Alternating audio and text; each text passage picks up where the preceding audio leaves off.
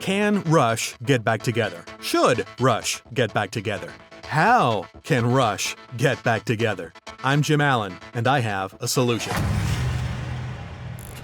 Rush bassist and vocalist Geddy Lee has been very busy with various public-facing activities since the official end of Rush in January 2018. His Big Beautiful Book of Bass tour, and he also has an upcoming Paramount Plus series, Our Bass Player's Human 2. It debuts in December. And, oh yeah, playing bass live.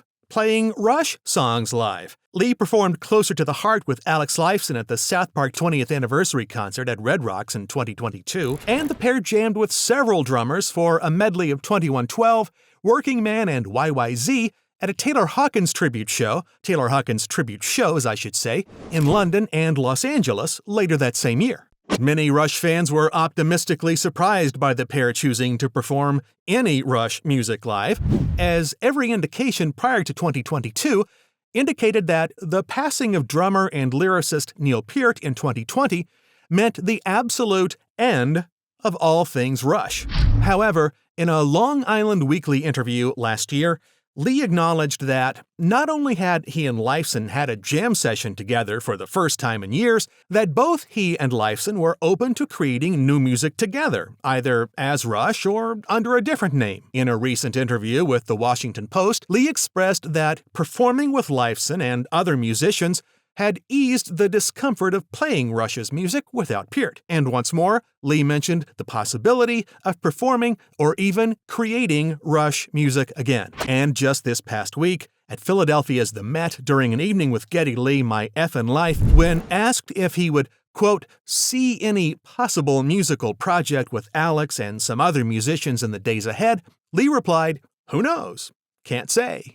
In a very recent Rolling Stone piece, Lee says, quote, there's always hope, and intimates that he's trying to talk Alex Lifeson into doing something, and that even the great Paul McCartney had suggested that they do so. Just one thing. Who's going to play drums? Who'd write the lyrics? And can you call it Rush? That's three things. I'm better at ideas than with math. Okay, so on the one hand, Alex and Geddy were Rush before the new guy came along. They experienced their breakthrough moment when Donna Halper put Working Man on Cleveland radio before John Rutsey's health issues forced the change at drummer. Geddy and Alex wrote virtually all of the music in Rush. And would Neal Peart really want to deny Geddy and Alex the happiness that they might attain by playing or even being Rush without his presence behind that massive drum kit? On the other hand, many would argue that Rush didn't become Rush until Neal came along and moved the band into more adventurous territory, both musically and lyrically. It's certainly arguable that as lyricist and drummer, Neal was half of the band. And fans who followed the band's studio albums from beginning to end, isn't The Garden the most fitting final Rush song? But I get the impression that Geddy is saying it without saying it. And sooner or later, we're going to hear a new piece or pieces of new music featuring Alex Lifeson on guitar, Geddy Lee on bass, and possibly vocals, and who knows, possibly even synthesizers. So, how does this happen in a way that everyone can be cool with? I might be a total lunatic here, but follow along with me on this. First, the new music. What to record? Well, let's define the end goal as being a full-length studio album featuring between 6 and 8 tracks. Okay, you've got your guitar player, and you've got a bass player, and arguably a vocalist, although it's been a while since his voice landed on a new piece of music. So even though Geddy Lee still sounds like Geddy Lee, let's address that spring chicken issue. Simply put, if needed, studio magic. 2 previously lost tracks from Geddy's solo album My Favorite Headache, Gone and I Am You Are. These songs feature Geddy's voice from nearly 25 years ago. So you wouldn't really need any sneaky studio magic for these, and presumably Alex is not the guitarist on either song. So these 2 tracks could be remixed to incorporate guitar work and solos from Lifeson. So that's 2 which now leaves at least 4 more songs. YYZ somehow comes to mind. So does The Main Monkey Business. Leave That Thing Alone. La Via Strangiato. I think you see where I'm going with this. All of the remaining tracks are instrumentals. And honestly, do you know any Rush fans that are like, oh God, I hate their instrumentals? You don't, and you won't. So we've kind of solved the issue of writing new Rush lyrics as we're letting the Getty solo tracks, which are arguably Rush-like if you're familiar with My Favorite Headache, we're letting those solo tracks cover for the Rush-like lyrics. Second, drums. Okay, most Rush fans think that the acoustic live version of Resist is classic Rush, but several acoustic instrumental tracks played by Geddy and Alex? Maybe one. And here's a thought. Maybe that one acoustic instrumental track features Neal Peart's narration of the short film Growth Rings, released a few months after his passing. Or maybe there's some other narration out there recorded by Neal that we haven't heard yet. And the cool thing is, we'd hear Neal on the project. But we still have at least 3 or more tracks to cover. Cygnus X1 Book 3 with some kind of sparse, cool sci-fi narration by Neil deGrasse Tyson? It's a thought. But somebody's got to play drums. So, who or what?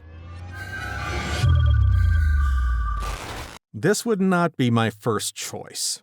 Since the Beatles did what the Beatles did, someone's going to say, I wonder if ChatGPT can imagine a Neal Peart drum track. It's an idea that's going to pop into somebody's head. Oh no, I just pictured a hologram Neal Peart playing drums. This is... Nope. I take it all back. So, who's good enough? Who's tied with the guys?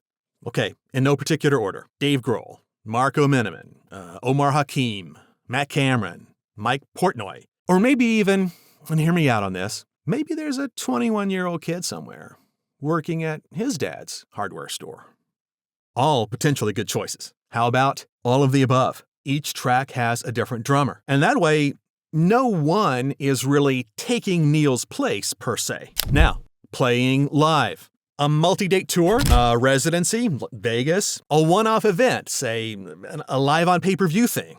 I don't see a multi-date worldwide or countrywide tour. Alex has had some health issues of late with arthritis, his stomach.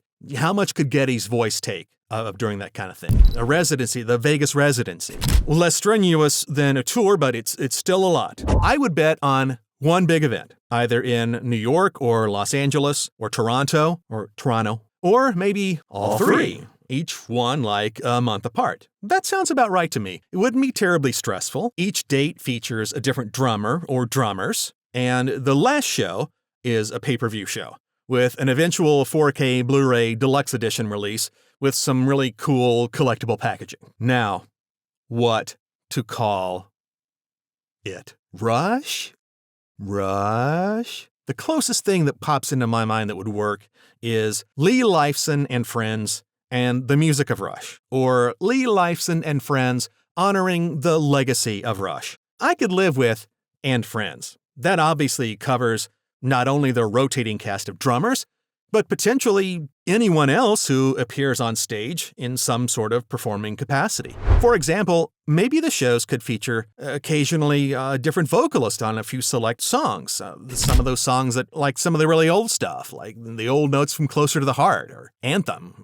Maybe the Los Angeles show could feature Paul Rudd and Jason Segel and their I Love You Man characters at some point. Or the Toronto show could feature the Trailer Park Boys. A lot of possibilities here. They could call it Rush, but I have to think they know their fans well enough to know that that's just not gonna fly with a big chunk of them. And I think Lee Lifeson and Friends and the Music of Rush, or Lee Lifeson and Friends and the Legacy of Rush, I think that gets the job done. It's calling it what it is. So, in summary, full-length studio album between 6 and 8 tracks featuring 2 remixed Geddy Lee unreleased songs from My Favorite Headache, 1 acoustic Geddy and Alex instrumental, and the remaining instrumentals in the vein of YYZ or La Via Strangiato, one of which could feature an audio recording of a Neal Peart narration. Each studio track could feature a different, arguably qualified drummer. Omar Hakim, Dave Grohl, etc. 3 separate big event performances, each about a month apart, featuring a different drummer or drummers in a major city, with surprise appearances from various entertainers in the Russosphere. And then a few months later, a Blu-ray release of one or maybe all 3 shows in one big box set, all 3. Clockwork Angels was an amazing final album, and R40 was an amazing final tour. Both seemed like satisfying conclusions to most of us, I think. But it looks like we're gonna get more, in some one way or another. So, what do you think that should be? Let's have a conversation about this in the comments section. Again, I'm Jim Allen, and I present a weekly episode spotlighting new releases from the legacy classic rock, alternative, indie, and a lot of times metal artists from the 70s, 80s, and 90s. From time to time, I also present other special episodes, like the one you're watching now, that wander off into other topics. So if you're interested in this type of content and the occasional off-topic ramblings, subscribe to the channel, click on the bell for notifications, and check out my other videos, a few of which are on the screen right now. And whatever you do, however you do it, don't you ever stop rocking.